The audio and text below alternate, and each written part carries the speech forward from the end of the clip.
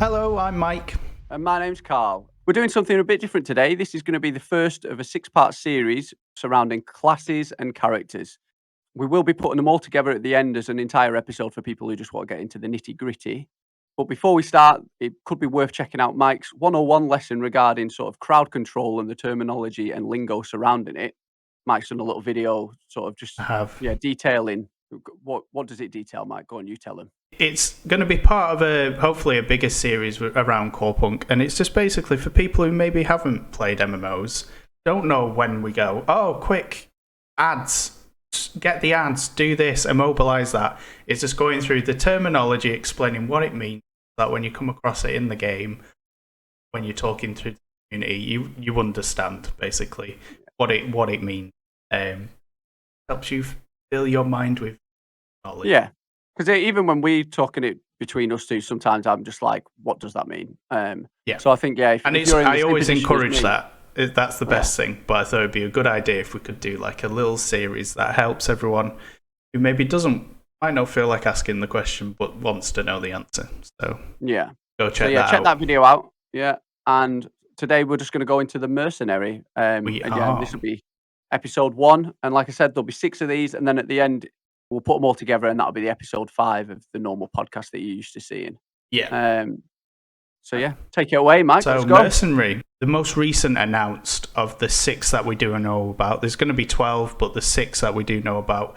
This was announced back in March. Looking at the art, what does it say to you? You see the name Mercenary, and you see the pictures. What are you evoking here?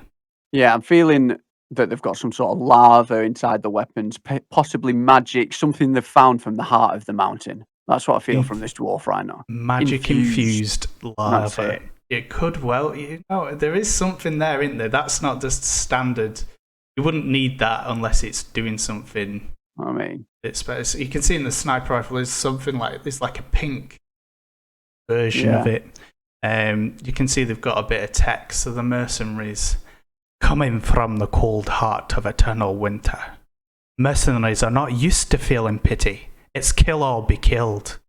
Usually mercenaries work as a trio, while the snipers take out the enemies from a distance.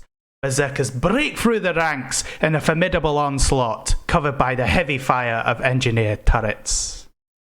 I absolutely love that. For some reason, I'm hearing them as Scottish as well. I'm looking at them and feeling... There's quite a bad MMO trope of all dwarves seem to be Scottish. Really?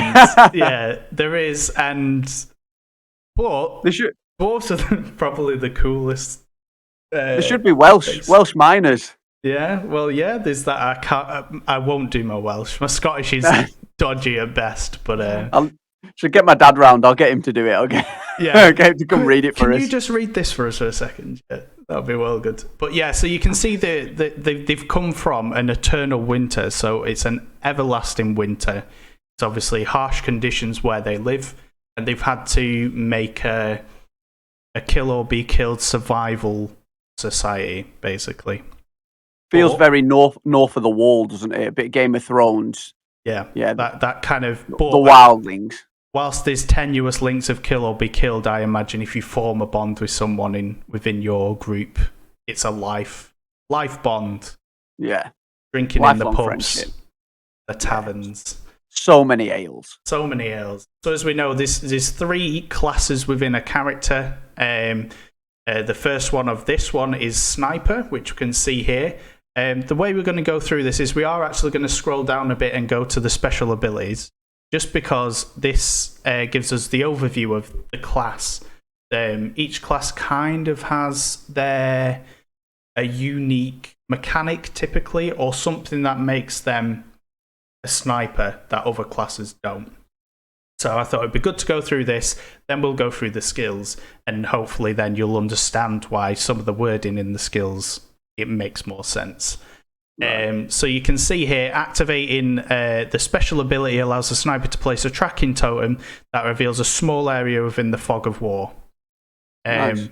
So obviously the characters have your own radius, and obviously you can see your party members' radius. And what's interesting about this is allows us to have a little extra that is placeable, and it can help in a number of ways. It can be an early warning system. If we know there's a particularly dangerous path, you can have it there. There is also something that I think, like maybe if you can see it and you're within range, can you cast off an ability that maybe there's a gap, there's a strip of fog in between? I wonder if a sniper maybe might be able to pick something out. I wonder if this will be something that you cast from a distance. I wonder if you'll have to physically go to the place, put the ward down, move off, or if you'll be able to go, I want a ward there, bang, just put it up. Maybe like not a grenade, but like something, a throwable object, maybe. Yeah. Like a throwing beat. Yeah. It'd be interesting to see that, because, if you have to go, that again could put you at risk. But, so that it'll be interesting to see how that works, actually. They're passive. So this is something that always happens. If you ever see the term passive, like I say, in the 101 series, we will be talking about things like this, but this means you don't have to do anything for it to happen, basically. It just is. So the sniper can't basic attack. Now, this is a fundamental difference from the other classes, is there isn't a standard click and attack with a sniper. To fire, a cartridge must be chambered, and after 5 shots, the sniper must reload, which takes 1.5 seconds. Attack speed can obviously reduce that time. So, reload, you get 5 shots and you have to do them each time, but then you have to reload. So there's not that kind of just basic, maybe like the Ranger class. You can just loose arrows as your base attack. This doesn't have that, which obviously sounds like a negative thing, but when we look at the numbers a bit further up on the skills and how it overcomes not having a basic attack, we could be able to see why the sniper has got some pretty cool little things. Speaking of pretty cool things, if a sniper stands still for 3 seconds, they become invisible. When the sniper moves or casts an ability, the invisibility effect ends. But how cool's that? That's very cool. You could literally just, if you know someone's coming, or there's a mob, or you're trying to hide. I was about to say that. Good for PvP, that, isn't it? If you were getting chased down by someone, those bounty hunters, say they were after you, I imagine you'll come up on the map a bit as well, but you could at least stand still. Invisibility cloak, Harry Potter. That's it. And like, we know the party sizes are going to be 4. Now, just imagine, hypothetically, you have 2 snipers. Either side, stand still, invisible. Party comes past, sees 2 innocent people thinking, well, there's 4 of us and only 2 of them. That's it. They jump in, surprise snipers. Ambush. Suddenly the tables are turned. Oh no, what are we going to do? So that's a cool thing. What they haven't said there is if you get, because in some games, if you're invisible, if you get close enough, you can kind of see them a bit. So I wonder if they'll implement, or whether it will just be. So that'll be another cool thing further down the line when we actually get to play. And using the Q or E ability grants bonus movement speed. That'll make a bit more sense when we go up to Q and E, which we're going to do now. So we'll start at the top. Q. So we can see here the details: instant cast, 13 meters in range, and you can see the sliding scale of damage all the way up potentially to 235, with armor reduction increasing exponentially.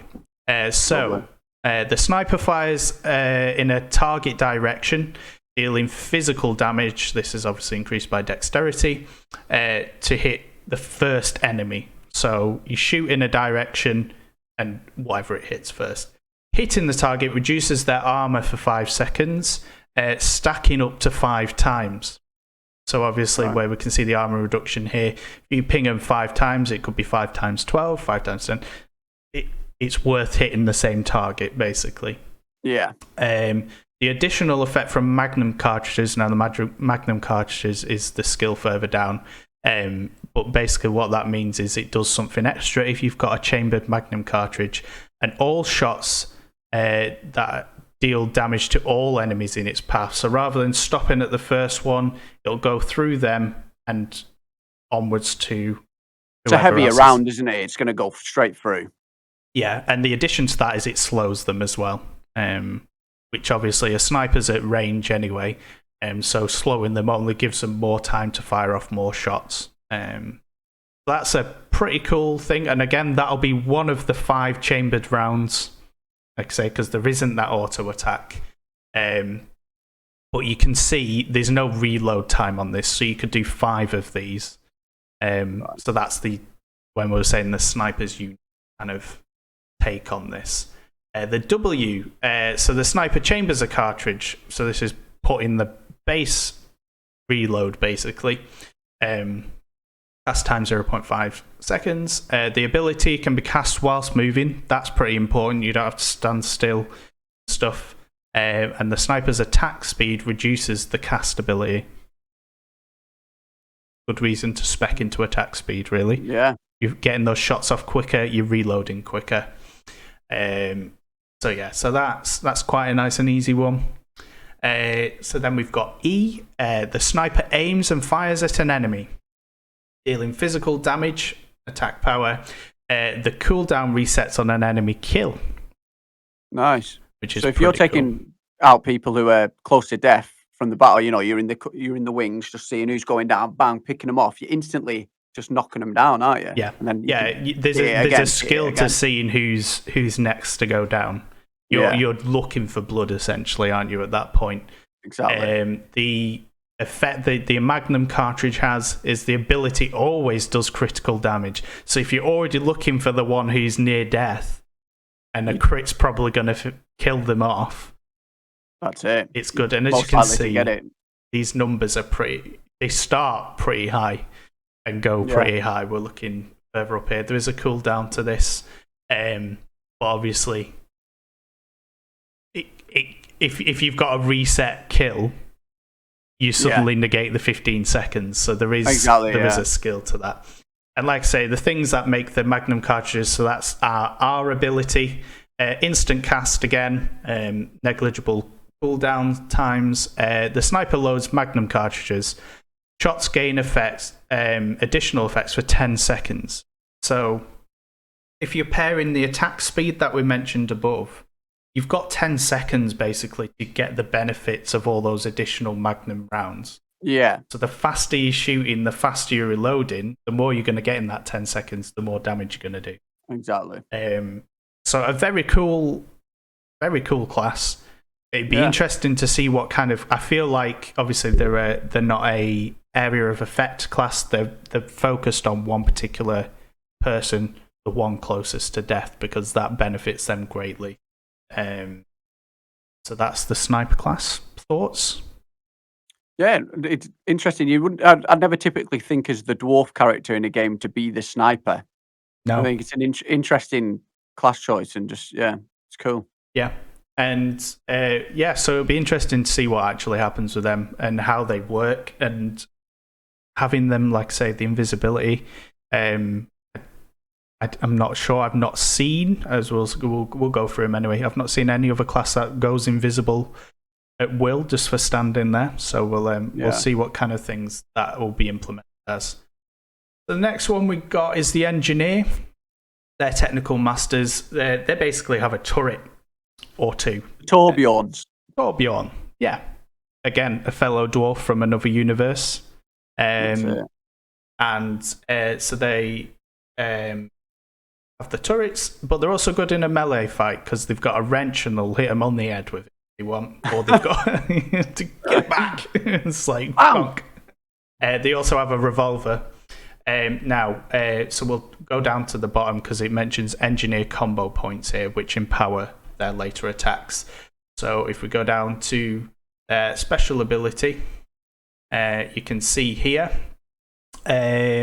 So the turret's durability level increases by 1 when an engineer base attacks it. So you put your turret down, you hit it with your wrench, it becomes more durable, but it's harder to kill. Yeah, you're fixing it up, aren't you? Yeah, you're making it better. What engineers do. Engineers are basically, aren't they? This is a thing, let's make it better. They're kind of. So the turret is surrounded by an aura that grants the engineer bonus armor and resistance, and obviously we can see there on the details what those are. So being by your turrets, looking after them, paying attention to them benefits you as well with bonus armor. And a base attack, because obviously these guys can do the basic attacks, it generates a combo point, and we'll see what those mean when we look up at the skills further on. So very different from a sniper already, even though we're in the same class. And their first skill we've got on the queue, already we can see the difference. There's 2 bits here. It's if it's cast on an enemy and if it's cast on a turret. Oh. So we're already looking at a completely different way of playing. So we can see if you press Q on an enemy, the engineer fires at a target, dealing physical damage. Every combo point increases the damage the ability deals by 10%. At maximum combo points, which I believe is 5, a critical damage the ability deals is increased by 50%. So not only is the crits doing more damage than the base anyway, it does 50% more. So it's it can be wild in a big fight, that kind. Yeah. So the same but better, always making them better. However, there is an alternative to shooting an enemy with combo points. If it's on a turret, it remotely buffs a turret. So again, you don't need to be next to it. So that's already pretty cool. And its next 3 shots deal 10% spell power more damage. Which is funny because you'd expect a turret to be sort of a kinetic attack power damage, wouldn't you? You wouldn't expect it to be sort of a magical thing. Yeah, well, harking back to your magic-infused lava, it could well be, because you can see here the cost is mana. So they've got some form of arcane magic ability infused in. And as you can see here, so what benefits the combo points on the turret? Each combo point increases the buff target's damage by 5% and the number of empowered shots by 1. At maximum combo points, the turret's attack range is also increased. So, these combo points that you're generating off the base attacks, obviously if these next 3 shots are doing 10% more, and you've got 3 combo points, you've got 3 empowered shots as well. That does another 5%. So these numbers suddenly become exponentially... Start stacking, don't they? Stacking, yeah. As you can see, the numbers do go up, not quite as high as the sniper, but that's before you add these 5-10% everywhere. Combo points, so, these dwarves aren't messing around. No. So then we've got the W skill. Here we go. So the engineer places an automatic turret that deals, again, magic damage, which we've said, to all enemies in front of it. So it's not a 360. It's obviously got a field of vision forward. If a second turret is nearby, the 2 will connect, create an electric beam that reduces enemy movement speed by 40%, but increases ally movement speed by 30%. That's cool, that. So it they're linked. Obviously, there's the beam in between. So if you've got your turrets at the front of the battle, enemies coming through, again, slow. If you include the slow of the snipers, you've got more time to hit them. But if they're at the back, helping you forward, you can the fray avoid being hit. Movement speed's always handy in any number of scenarios. So when placed, the turrets have a durability level of 2. So we were saying about every hit increases on an auto attack. So they're already at 2, and they can be up to 4. So that's pretty cool. You're already halfway there, just by using the W skill. A turret's durability level decreases over time, and when it's damaged by enemies' base attacks, each durability level increases the damage of the turrets by 15%. That's a good amount, that. And the turret is destroyed when it hits 0. So that is 60% at 4. If you've got it up to durability 4, that's 60% damage output. That's a lot. That's nuts, a lot. That's a lot. And yeah, okay, these numbers are lower considerably compared to the other skills, but they're firing shots, bam, bam, bam, bam. It's going to be an onslaught. Racking up. It is an onslaught. And you can see they've got the 2 charges here. This is something, so obviously you can get those 2 turrets up. Pretty cool. It would be cool to have more than 1 turret. Obviously, it gives the enemy choice then. I've got 2 to deal with here, plus everything else, so that's pretty cool. The E skill, again, we've got a differentiation between an enemy and a turret. So if it's on an enemy, the engineer delivers a powerful blow to the target, physical damage, attack power, and stunning for 2 seconds. So they're useless for 2 seconds. That's pretty good. Just kind of a big bop on the head with the old wrench. Yeah, stars around the head, isn't it? It's just, whoop. Yeah, just kind of a bit... what just happened? Did this dwarf just bop me on the answer is yes. If it's cast on a turret again, so the other option, if it hits the turret, it causes it to generate an electric pulse, I guess essentially putting it into overdrive. The pulse deals magic damage, slows an enemy, so slow is a theme here, within a short range of the turret, and increases the attack speed. But kind of get to work. He's making his... this generates 2 combo points. So, fill up those combo points quicker. And you can see here, damages. The pulse damage itself is quite high. So, I know it's a short range, but that's something. And obviously the attack speed. Again, mana cost, which surprised me. But I'm all for it. Cool. And then the R skill finally for the engineer gains maximum combo points. So pop in this straight away gives you the 5 combo points straight away. Wow. Which is pretty cool. A shield equal to 20% of the maximum engineer's health. Great. So if you're at 100, you've already got 120. For the next 7 seconds, the engineer generates twice as many combo points. Be interesting to see if this then generates 4. I guess it would. Yeah. But you literally cast in that and you're nearly at full.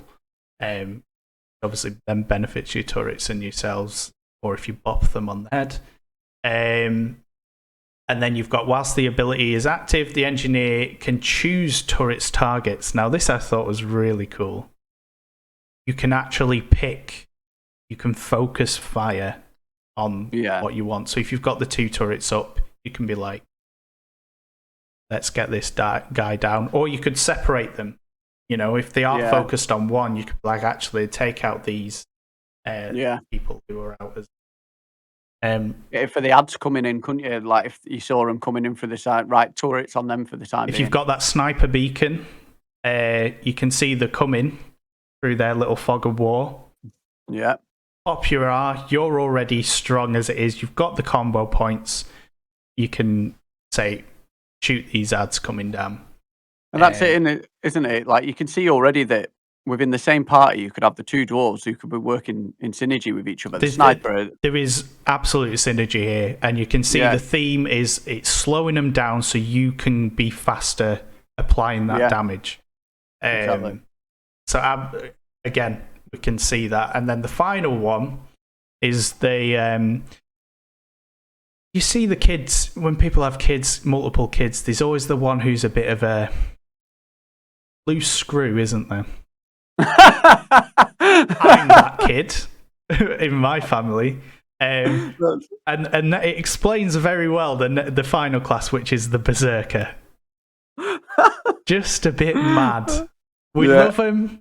Oh, God, we love him. But they're just a bit crazy. These are the ones that go berserk, literally. So you can see these guys, they fiercely rush into the midst of the battle.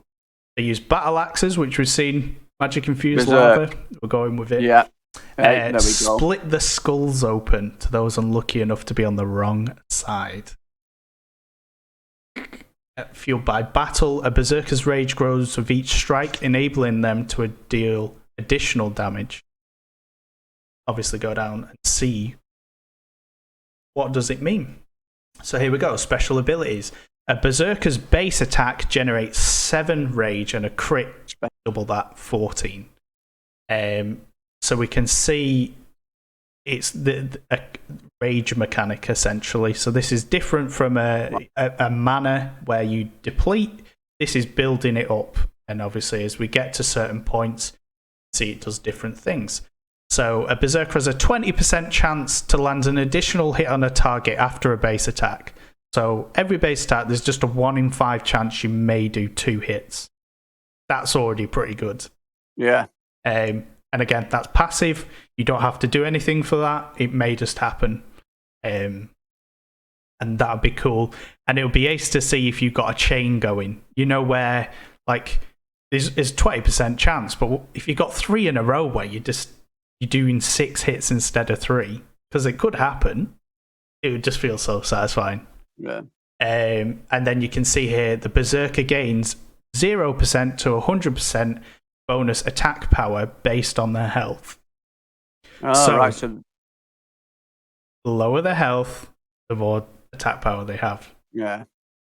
Closer to death, obviously they're drawing on that eternal cold winter of hardiness, madness, blood rage. An interesting mechanic. Obviously, if you want to do more damage, it's worth you taking the damage, but you don't want to take too much, because then you die. Yeah. So, let's see how this is implemented then into the Berserker's skills. So we've got an instant cast, range of 7 meters, and it's throwing his axe, because why not? I don't need it in my hand to do damage. God of War style. Exactly. So it does physical damage to all enemies it passes through, similar to that sniper magnum round, and slows them. Again, it seems to be the mercenary slows. There's a theme. The Berserker can pick up the axe to reduce the ability's cooldown by 3 seconds. So we can see it's a 10-second there, but if you throw it and go and pick it up, it makes it a bit quicker. Yeah. Which would make sense anyway, because you'd throw it and you'll see the next one of the next skills benefits you picking it up anyway. But you can see here the damage the ability deals is increased by 20% if the rage is greater than or equal than 50. So if you're above that 50 threshold, doing more damage, more enraged. Nice and simple. Costs 25 rage as well. But you can see some nice numbers here. And then we go on to the W skill, which is the Berserker's attack speed is increased by 100%, so you're hitting twice as quick. For the next 4 basic attacks, the 4th one deals an additional physical damage. Pair that with the 1 in 5 chance of doing 2 attacks, so you're hitting quick for 4 attacks. You've got a chance, 1 in 5 chance each time to do another attack. And then the 4th one will do even more damage. So it's stacking. Yeah. The ability can cause the enemy to bleed if the Berserker's rage is above 50. So again, it benefits you being the loose screw of the 3. Yeah, getting in and showing them what you're about with your magic infused axes. Instant cast, small cooldown. This obviously costs a bit more rage because it is quite, it affects your next 4 attacks. Yeah, pretty damn good. And then when what I was saying about here, throwing your axe, and then the E is leaping into a target area, stunning all enemies in that area for 1 second, and dealing damage. So you throw that axe, you jump in. Not only are you generating the rage there straight away, but you can pick up your axe, reducing that cooldown. You're already doing a bit of damage, and again, stunning. They're useless again for a few seconds. A lovely little combo, that, isn't it? You can see it happening. You can see they've thought out these skills. This helps this one, but you can still use that one. But that's what I like about that.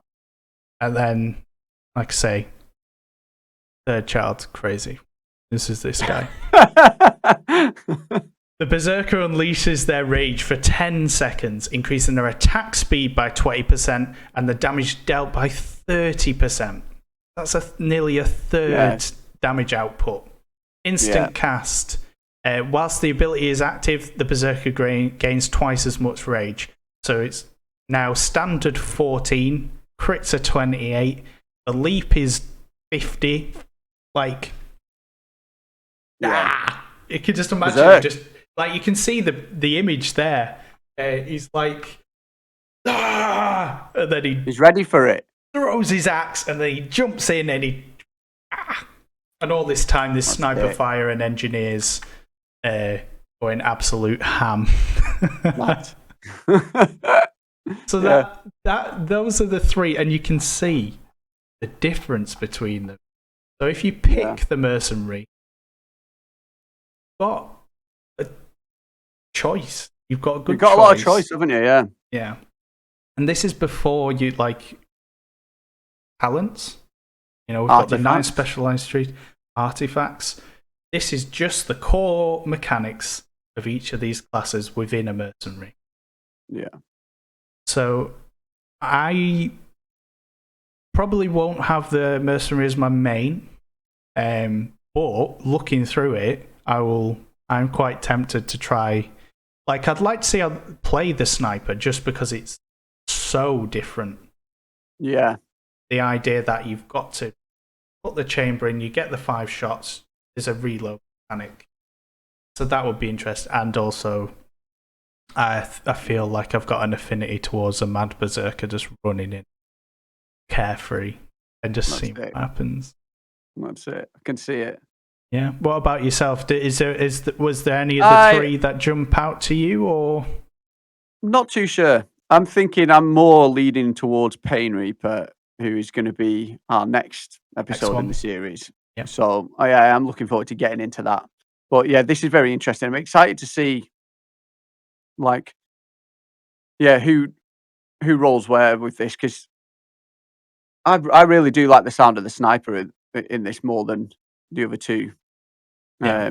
And it's going to be interesting to see which one comes out on top and which the majority go for when picking the Mercenary.